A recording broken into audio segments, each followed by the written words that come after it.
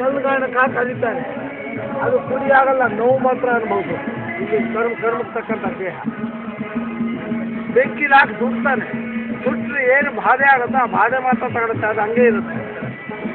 ನೀರಿಗೆ ಹಾಕಿ ಕೊಳಿಸ್ತಾನೆ, ಕೊಳೆಯಲ್ಲ, ಕೊಳೆದ್ರೆ ಎಷ್ಟು ಅನುಭವ ಆಗುತ್ತಾ ಅಷ್ಟು ಅನುಭವ ಆಗುತ್ತೆ.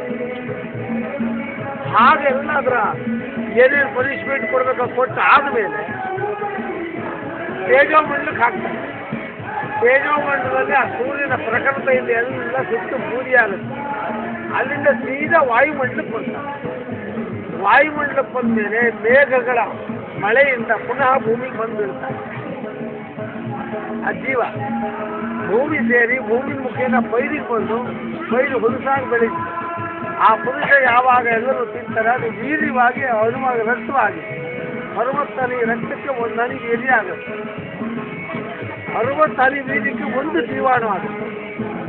ಹೀಗೆ ಪುನಃ ತನ್ನ ಸ್ಥಿತಿಯನ್ನು ತಾನು ಪಂಚಭೂತ ಸಂಬಂಧವಾದ ದೇಹವನ್ನು ಪಡೆದು ಭಗವಂತನತ್ತ ಸಾಗುವ ಮಾರ್ಗವನ್ನು ಗುರುಮುಖೇನ ಹುಡುಕುತ್ತಾನೆ. ಅದಕ್ಕೆ ಅನಿತ್ಯಾನಿ ಶರೀರಾನಿ ಮೃತವೋ ನೀವು ಶಾಶ್ವತ ನಿತ್ಯಂ ಸನ್ನಿಹಿತೋ ಮೃತ್ಯು ಕರ್ತವ್ಯೋ ಧರ್ಮ ಸಂಗ್ರಹ. ಅದು ನಾವು ಧರ್ಮದ ಸೇವೆಯನ್ನ, ಸಾಧು ಸಂತರ ಸೇವೆಯನ್ನ, ಪೂಜ್ಯರ ಸೇವೆಯನ್ನ, ಮಾತಾಪಿತೃಗಳ ಸೇವೆಯನ್ನ, ಗುರುವಾಕ್ಯ ಉಲ್ಲಂಘನೆ ಮಾಡುವಂಥ ಗುರುವಾಕ್ಯ ಸೇವೆಯನ್ನ ನಮ್ಮ ಭಾರತೀಯ ಸನಾತನ ಧರ್ಮದಲ್ಲಿ ಹೇಳ್ತಕ್ಕಂಥ ಧರ್ಮವನ್ನು ಆಚರಣೆ ಮಾಡಿ ಕುಲಧರ್ಮ, ಮತಧರ್ಮ, ಆಚಾರ ಧರ್ಮ, ಕರ್ಮಧರ್ಮ, ಜ್ಞಾನ ಧರ್ಮ, ವಾಗ್ಧರ್ಮ, ವ್ಯಾವಹಾರಿಕ ಧರ್ಮ, ಮನೋಧರ್ಮವನ್ನು ಇಷ್ಟು ಧರ್ಮವನ್ನು ಸಂಗ್ರಹ ಮಾಡಿಟ್ಟು ನಾವು ನಡೆದಿದ್ರೆ ಆದರೆ ಚಾರಿತ್ರರಾಗ್ತದೆ. ಇದು ಪ್ರಾಪಂಚಿಕ ಮಾರ್ಗ. ಇದನ್ನು ನಾವು ಮೀರಿ ಹೋಗಬೇಕು ಅಂದರೆ ನಿರ್ಗುಣ ಸ್ವರೂಪನಾಗಿರ್ತಕ್ಕಂಥ ಓಂಕಾರ ಸ್ವರೂಪನಾಗಿರ್ತಕ್ಕಂಥ ಶಿವನನ್ನು ಅನವರ್ತು ಕೂಡ ಅಹೋಂ ಶಿವಸ್ಮಿ, ನಾನೇ ಶಿವನಾಗಿದ್ದೇನೆ ಅಂತಕ್ಕಂಥ ಜ್ಞಾನದಿಂದ ಯಾವ ಪರಿಪೂರ್ಣನಾಗಿ ಜ್ಞಾನ ಮಾಡ್ತಾನೆ ಅವನು ಜೀವನ್ ಮುಕ್ತ. ಅಂದರೆ ನಾನು ಜೀವನಲ್ಲ, ನಾನು ಸಾಕ್ಷಾತ್ ಶಿವ ಅಂತಕ್ಕಂಥ ಭಾವನೆ ಅವನ ಮನಮಟ್ಟಾದಾಗ ಅವನ ಜೀವ ಭಾವನೆ ಹೊರಟೋಗುತ್ತೆ. ಅಲ್ಲಿ ಮುಕ್ತಿ.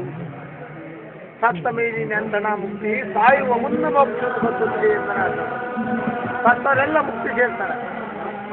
ಸತ್ತ ಮೇಲಿ ನಂತನ ಮುಕ್ತಿ, ಸಾಯುವ ಮುನ್ನ ಮೋಕ್ಷದ ಗೊತ್ತಿದೆ ಅಂತ ಬಿಡುವುದು.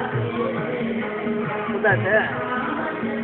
ಮುತ್ತೊಡೆಯದ ದೈವದ ಲೋಕದ ಉತ್ತಮನ ಹುಸಿಯನಾಡಿ ಲೋಕವಿನ್ನೆತ್ತ ಹೋಗುವುದು. ಉತ್ತಮರಿಂದ ಹುಸಿಯನ್ನ ಅರ್ಥ ಆಡಿ ಮಾಡಿದ್ರೆ ಲೋಕ ಇನ್ನೆತ್ತ ಹೋಗುತ್ತಪ್ಪ. ಉತ್ತಮರು ಅಂತ ನಮಸ್ಕಾರ ಮಾಡಿದ್ರೆ ಉತ್ತಮರು ಮುಖ್ಯರು ಉತ್ತಮರಾಗೇ ಇರಬೇಕು. ನೀವು ಒಂದು ದುಡ್ಡು ತಂದು ಕೊಡ್ತೀರಾ, ನಾನು ಸೇವೆ ಮಾಡ್ತೀನಿ ತಗೊಂಡು ನಂದೇನಾದ್ರು ತಿಂದರೆ ಪಾಪಕ್ಕೆ ನಾನು ಹೇತುವಾಗ್ತೀನಿ. ಇದು ಮಹಾ ಕಠಿಣವಾಗಿರ್ತಕ್ಕಂಥ ಬೆಂಕಿ, ಸಾಮಾನ್ಯವಂತ ಅದು ಎಲ್ಲ ಇರೋ ಬೆಂಕಿ ನಮ್ಮ ಹತ್ರ ಇಟ್ಕೊಂಡಿದ್ವಿ. ಅದು ಸರಿಯಾಗಿ ಅಡುಗೆ ಸೌದೆ ಕಚ್ಚಿ ಒಲೆ ಮಾಡಿದ್ರೆ ಮಾತ್ರ ಪಾಕವಾಗುತ್ತಂತೆ. ಸ್ವಲ್ಪ ಅಸಡ್ಡೆ ಮಾಡಿದ್ರೆ ಸುಡುತ್ತೆ. ರಾಜ ರಾಷ್ಟ್ರಕೃತಂ ಪಾಪಂ ರಾಜಪಾಪಂ ಪುರೋಹಿತ ಭಾರ್ಯಾವ ಸ್ತ್ರೀಕೃತಂ ಪಾಪಂ ಶಿಷ್ಯ ಪಾಪಂ ಗುರುವೇ. ಗುರುವಾಗೋದು ಮಹಾ ಕಠಿಣ. ನಾನು ಗುರುವಲ್ಲ, ನಾನು ಭಕ್ತ. ಸೇವೆ ಮಾಡೋದು ಅಷ್ಟೇ ಕೆಲಸ. ಶಿಷ್ಯ ಈ ಕಾಲದಲ್ಲಿ ಕುಡಿತಾರೆ, ತಿಂತಾರೆ, ದೂರ್ಗಾರಿಕೆ ಮಾಡ್ತಾರೆ, ಮಜಾ ಮಾಡ್ತಾರೆ, ಇಸ್ಪೀಟ್ ಆಡ್ತಾರೆ, ಅನೇಕವಾಗಿರ್ತಕ್ಕಂಥ ಪರರ ದ್ರೋಹ ಮಾಡ್ತಾರೆ, ಪರರ ಆಸ್ತಿಯನ್ನು ಬಾಚ್ಕೋತಾರೆ, ಪರರ ನಿಂದನೆ ಮಾಡ್ತಾರೆ, ಗುರು ನಿಂದನೆ ಮಾಡ್ತಾರೆ, ನಮ್ಮ ಧರ್ಮವನ್ನೇ ನಿಂದನೆ ಮಾಡ್ತಾರೆ. ಗೊತ್ತಾಯ್ತೆ? ಆ ಶಿಷ್ಯ ಕೊನೆಗೆ ಒಂದು ಗುರುವೇ ಅದು ಸಂಸ್ಕಾರ ಮಾಡ್ತಾರೆ. ಶಿಷ್ಯ ಪಾಪಂ ಗುರುವೇ. ಇಡೀ ರಾಷ್ಟ್ರ ಆಗ್ತಕ್ಕಂಥ ಪಾಪವನ್ನೆಲ್ಲ ರಾಜ ರಾಷ್ಟ್ರದ ಪಾಪ, ರಾಷ್ಟ್ರವಾಗಿರ್ತಕ್ಕಂಥ ಪಾಪವನ್ನ ರಾಜನಿಗೆ ಬರುತ್ತೆ. ನಾವು ಸರಿಯಾಗಿ ಆಡಳಿತ ಮಾಡಿದ್ರೆ ಸಂಜೀವನಾಗಿ ತಪ್ಪು ಮಾಡೋದು. ರಾಜ ಪಾಪಂ ಪುರೋಹಿತವು, ಅವ್ರ ಮಂದಿ ಪುರೋಹಿತಿಗೆ ಮಾಡಿಸಿ ಅವನ ಕರ್ಮಗಳನ್ನು ಮಾಡಿಸ್ತಾರಲ್ಲ, ಆ ಪಾಪನೆಲ್ಲ ಪುರೋಹಿತನಿಗೆ ಹೋಗುತ್ತೆ. ಭಾರ್ಯಾಪಸ್ತ್ರೀ ಪಾಪ, ಗಂಡ ಹೆಂಡತಿ ಒಳಗೆ ಹೆಂಡತಿ ಗಂಡ ಏನೇ ಪಾಪ ಮಾಡಿದ್ರು ಕೂಡ ಅದು ಗಂಡನಿಗೆ ಬರೋದು. ಈ ಸಂಸಾರ ನ್ಯಾಯ ನಡ್ಸ್ಕೊಂಡು ಹೋಗದೇ ಇದ್ರೆ, ಅವಳ ಮನಸ್ಸನ್ನು ತೃಪ್ತಿಪಡಿಸ್ತಾ ಇದ್ರೆ ಅವಳ್ಯಾಕೆ ಪಾಪ ಮಾಡೋಳು? ಆ ಪಾಪ ನೀನೇ ಅನ್ಬೋದು ಅಂತ ಧರ್ಮ ಹೇಳುತ್ತೆ. ಭಾರ್ಯಾಪಸ್ತ್ರೀ ಪಾಪ ಶಿಷ್ಯ ಪಾಪಂ ಗುರುವೇ. ಈಗ ಹೇತುವಾದ ಅರ್ಥಗಳಿಗೆ ತಾಯಿ ಉದಾಟಲ್ಲ. ಭಕ್ತಿ ಅಂತಕ್ಕಂಥದ್ದು ತಾಮಸಭಕ್ತಿ, ರಾಜಸಭಕ್ತಿ, ಸಾತ್ವಿಕ ಭಕ್ತಿ. ಉದಾಹರಣೆ ಇದು ಸಾಮಾನ್ಯವಾದ ಭಕ್ತಿ ಒಳಗೆ 3 ವಿಧ ಇದೆ. ಸಾತ್ವಿಕ ಅಂದರೆ ಹನುಮಂತನಲ್ಲಿತ್ತು. ರಾಜಸ ಭಕ್ತಿ ಯಾರಲ್ಲಿತ್ತು? ಯಾರಲ್ಲಿತ್ತು? ಭೀಮನಲ್ಲಿತ್ತು. ಅವಳು ಗದೆ ಎದೆ ಒಡ್ಡವಳು. ಮಾನಸ ಪೂಜೆ ಅಂತ ಹೇಳ್ತಾರೆ. ಮಾನಸ ಪೂಜೆ ಅಂದ್ರೆ ಏನಪ್ಪ ಅಂದರೆ ಮನಸ್ಸಲ್ಲಿ ಏನು ಕಲ್ಪನೆ ಇದ್ದರೆ, ಯಾವ ಪರಿಕರ ಸಾಮಾನುಗಳು ಇದ್ದರೆ, ಯಾವ ಪೂಜೆಗಳನ್ನು ಮಾಡಿಕೊಂಡು ಕೃಷ್ಣಾರ್ಪಣ, ಶಿವಾರ್ಪಣ, ಬುದ್ಧಿಯಿಂದ ಆಯಾ ವಸ್ತುಗಳನ್ನು ನೋಡಿ ಅರ್ಪಣೆ ಮಾಡಿದರೆ ಆ ಶಿವದೂತ ಬಂದು ಒಳಗಡೆ ಹೋಗ್ತಿರ್ತಾರೆ. ಈಗ ಎಂಥ ವಿಚಾರ ವೇದಾಂತ ಸಣ್ಣ ಮುಗಿಯೋದಲ್ಲ, ಹನುಮಂತನಲ್ಲಿತ್ತು ಆತ್ಮ ಭಕ್ತಿಯಿಂದ ನಿಷ್ಕಾಮ್ಯ ಭಕ್ತಿ. ಏನು ಕೊಡಬೇಕಾದಿಲ್ಲಪ್ಪ, ನೀವು ಜ್ಞಾನ ಮಾಡಿ ಅದಕ್ಕಾದ ಅವಕಾಶ ಕೊಡೋದು. ನವವಿಧ ಭಕ್ತಿ ಇದೆ.